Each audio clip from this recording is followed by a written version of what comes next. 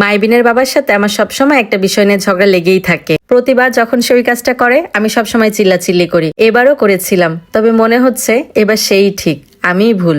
আজকের ভিডিওটা গতকালকে রাত থেকে শুরু করেছি। গতকাল সে বাড়িতে এসেছে, আর সে যখন বাড়িতে আসে সবসময় কিছু না কিছু নিয়ে আসে, হয় বাচ্চাদের জন্য কিছু খাবার, না হলে খেলনা, না হলে জামা কাপড় বা অন্য কিছু। তো এবারও বাচ্চাদের জন্য কিছু ফ্রোজেন ফুড নিয়ে এসেছে। এগুলো আবার মাইবিন খেতে খুব পছন্দ করে। আসলে এগুলো ঢাকার বাইরে হোম ডেলিভারি দেয় না বলে আমার ঢাকাতেই অর্ডার করতে হয়, আর মাইবিনের বাবা যখন বাড়িতে আসে তখনই নিয়ে আসে সাথে করে। তো গতকালকে রাতে এত বৃষ্টি হয়েছে, আমি আবার বাইরে দাঁড়িয়ে একটু ভিডিও করেছিলাম। ভিডিও করতে গিয়েই মনে হয় আমি অর্ধেক ভিজে গেছি। তবে এই বৃষ্টিটা সত্যি দরকার ছিল। কয়েকদিন যে গরম পড়েছে, এখন পরিবেশটা ঠান্ডা, খুব ভালো লাগছে।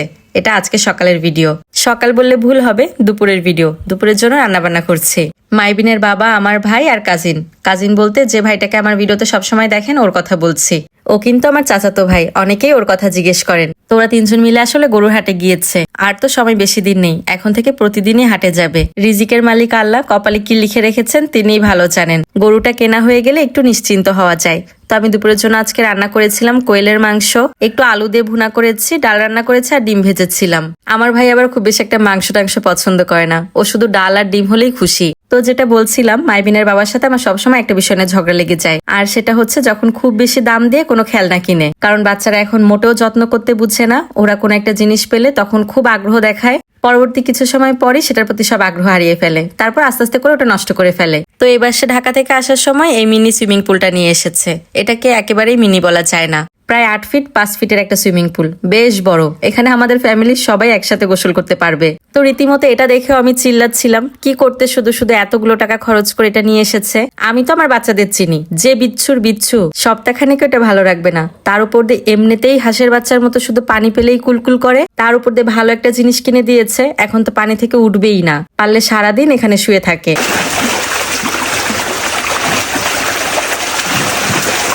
আর আমার এত এত কমপ্লেনের ভেতরে মাইবিনের বাবার শুধু একটাই কথা, ওরা আজকে যে আনন্দটা পেয়েছে তাতে নাকি তার সুইমিং পুলের দাম উঠে গেছে।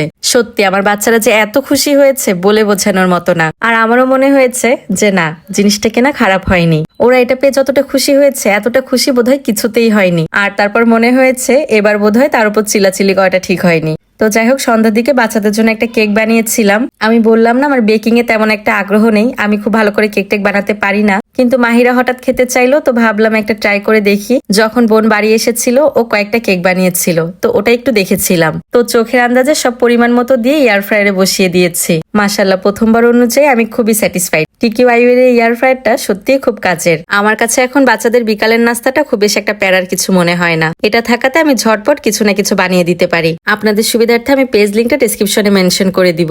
আপনারা প্লিজ পেজে গিয়ে প্রোডাক্টের ডিটেলস এবং দামটা জেনে নেবেন। কেকটা কিন্তু খুব সুন্দর সফট হয়েছে।